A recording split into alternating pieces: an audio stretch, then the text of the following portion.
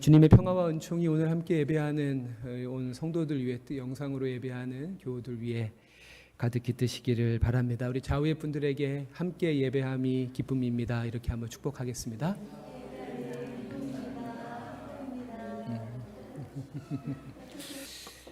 여전히 무더운 날씨이지만 그래도 입추가 지나고 나니 더위의 기세가 한풀 꺾인 듯 한데요 라고 제가 원고에 썼는데요, 아직은 기세등등합니다. 남은 여름에도 강건하시기를 바랍니다. 오늘은 산상수훈 19번째 시간입니다. 6절 한 절을 중심으로 해서 개와 돼지 같은 이라는 제목의 말씀을 나누려 합니다.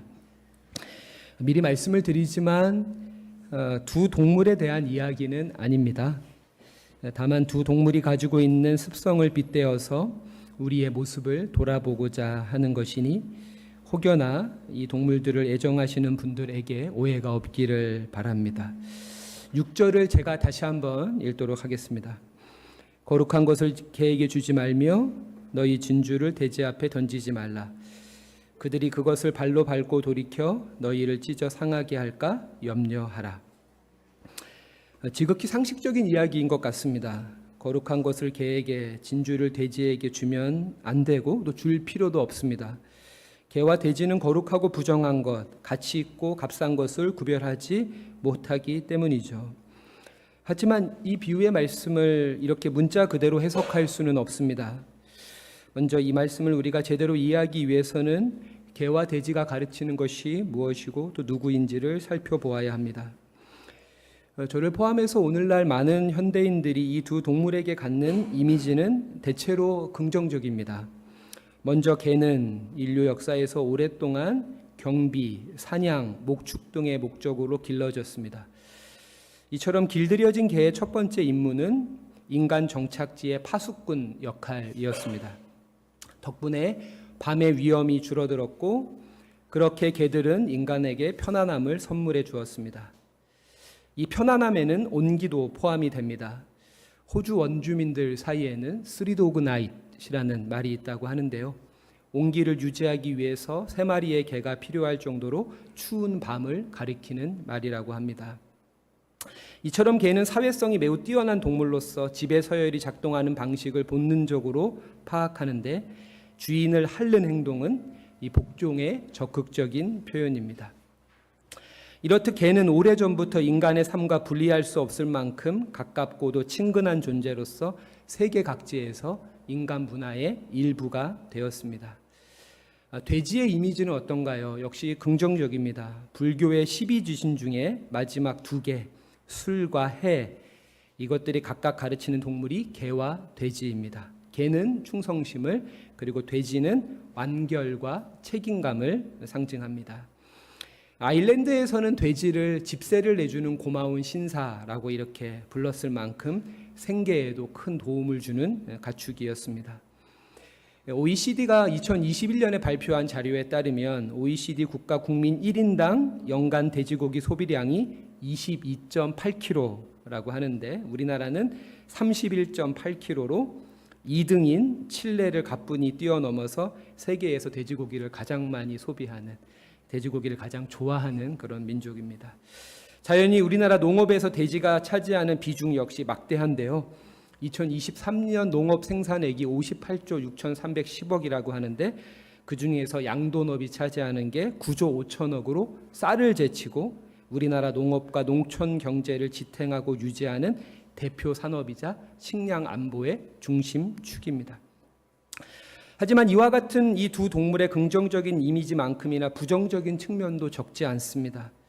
동서양을 막론하고 누군가에게 개 같다, 죄송합니다, 말을 설교로 해놓고도 좀 이상하네요, 또는 돼지 같다라는 말은 심한 모욕의 의미를 담고 있습니다.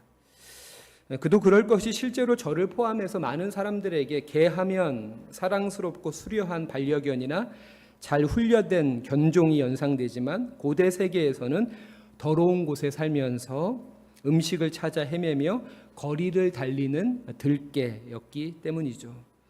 본격적으로 개가 집안에서 길러지기 시작한 것은 2차 대전 이후부터라고 합니다. 돼지 역시 마찬가지이죠. 멧돼지와 같은 야생돼지는 추수를 앞둔 그 곡식이 알알이 꽉 찬 들판을 심하게 망쳐놓기도 하고 그 큰 몸집에서 나오는 공격성은 사람을 죽음에도 이르게 했습니다. 그래서 최소 2000년 전에 기록된 고대 저작인 성경에는 이 개와 돼지가 거의 예외 없이 부정적으로 언급되고 있습니다. 마태복음 15장에는 이방 여인이었던 수로보니게 여인이 주님께 자신의 귀신 들린 딸을 고쳐달라고 간청하는데 그때 주님께서 이렇게 답을 하시죠. 화면을 보시면 마태복음 15장 26절에 대답하여 이르시되 자녀의 떡을 취하여 개들에게 던짐이 마땅하지 아니하다 라고 말씀하시죠. 물론 이 이야기는 복음의 은총이 이방인의 경계를 뛰어넘는 것으로 귀결되긴 하지만 동시에 예수님을 포함해 당시 유대인들의 인식 속에 이 개가 이방인을 가리키고 있다는 것을 드러내주기도 합니다. 또한 누가복음 15장의 탕자의 비유에서는 아버지의 유산을 먼 나라에서 탕진하고 비렁뱅이가 된 둘째 아들이 결국 돼지치는 일을 하게 되는데 이는 단순히 실패나 가난, 불효나 부도덕함을 넘어서 영적인 타락, 종교적인 죄악을 가리키는 것입니다. 이처럼 유대인들에게 개와 돼지는 부정한 이방인을 가르치는 배타적이고 혐오적인 표현이었습니다. 하지만 그러한 유대인의 인식을 고스란히 본문에 접목해서 하나님과 이방인 그리고 그리스도인과 비그리스도인 간의 경계를 확고히 하는 것이 본문의 주제는 결코 아닙니다. 그보다 훨씬 더 큰 성서의 주제는 앞선 수로보니게 여인의 이야기처럼 벽을 무너뜨리고 지평을 확장해가는 복음, 즉 잃어버린 자를 찾으시는 하나님의 사랑에 관한 이야기이기 때문입니다. 또한 산상수훈의 이 맥락에서 개와 돼지를 이방인으로서 그렇게 단정할 수 없게 합니다. 가까이 지난 설교에서 살펴보았던 마태복음 7장 1절부터 5절에서처럼 개와 돼지는 자신 안에 들보는 보지 못하고 남의 틈만 책 잡는 이들을 가르치며 또한 제 형제에게만 무난하고 구제할 때는 나팔을 불고 기도할 때는 골방이 아닌 큰 거리 어귀에서 중언부언하는 이들처럼 사람에게 보이려고 경건의 행위를 하는 이들을 가르치는 표현입니다. 이처럼 스스로를 구원받은 자라고 자부하면서도 믿음의 대상이신 하나님의 자비와 정의와는 가장 거리가 먼 외식하는 서기관과 바리새인, 바로 이들이 개와 돼지가 가르치는 이들이라고 할 수 있습니다.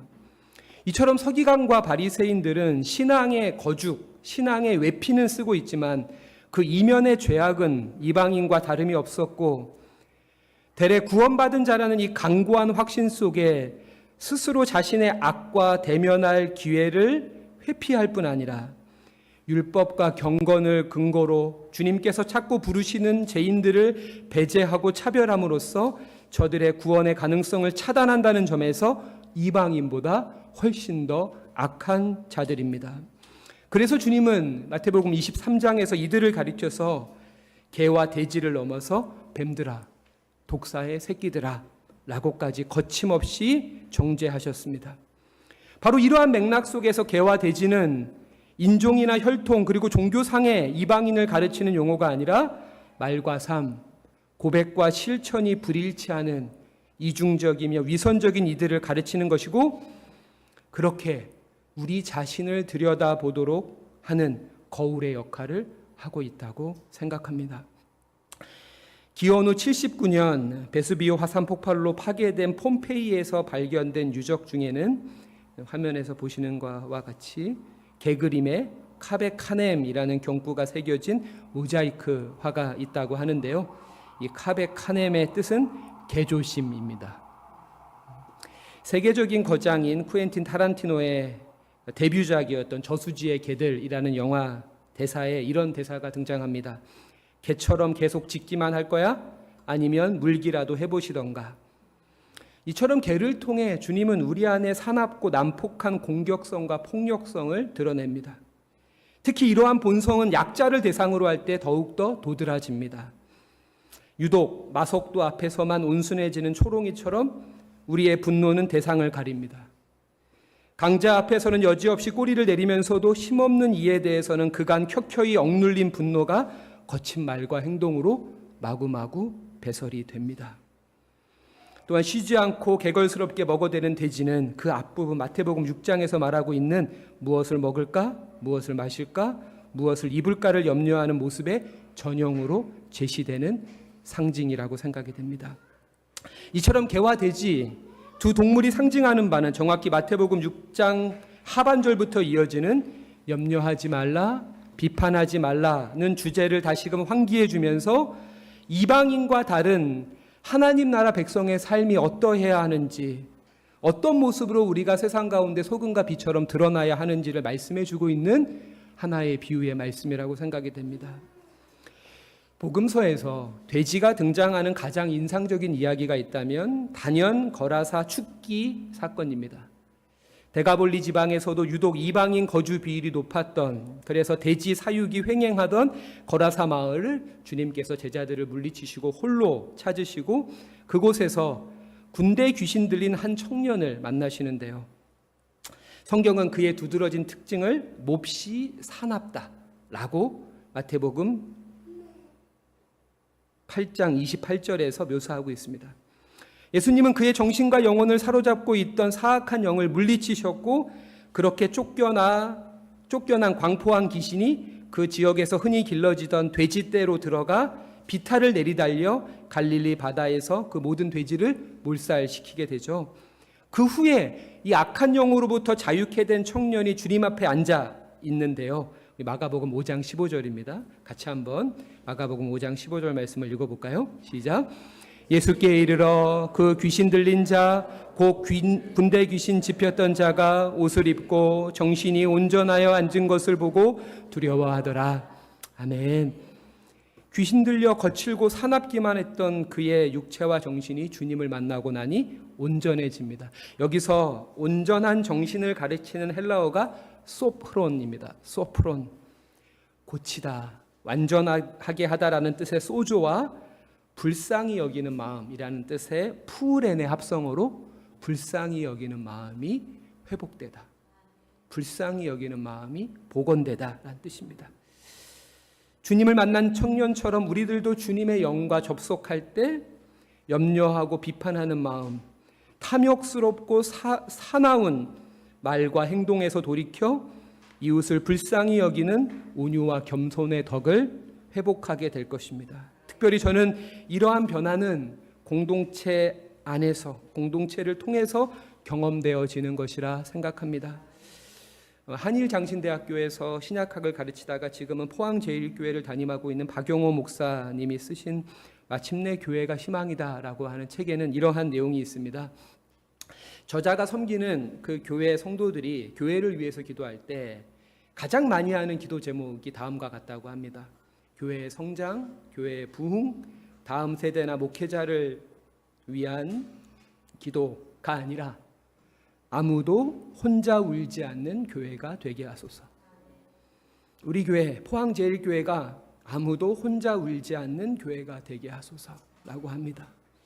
아무도 혼자 울지 않는 교회, 누구라도 함께 울어주는 교회가 될 때 사납고 날카로우며 헛된 욕망으로 버적거리는 정신이 온전하게 될 것입니다. 새사랑교회가 그런 교회가 되길 원하며 이 안에서 우리도 날마다 온전함을 향해 변화되어지길 주님의 이름으로 축원합니다. 우리 들은 말씀 기억하면서 잠시 거듭의 기도를 드리겠습니다. 우리 안에 거칠고 사나운 모습, 특히 힘없어 저항할 수 없는 이들을 향한 분노와 가시돋친 말과 행동이 없는지 돌아보면서 우리를 향한 그 주님의 한없는 긍휼과 자비와 같이 우리도 내 곁에 있는 소중한 이들 불쌍히 여기는 그 마음이 회복되어지길 같이 이 시간에 거듭의 기도를 드리도록 하겠습니다.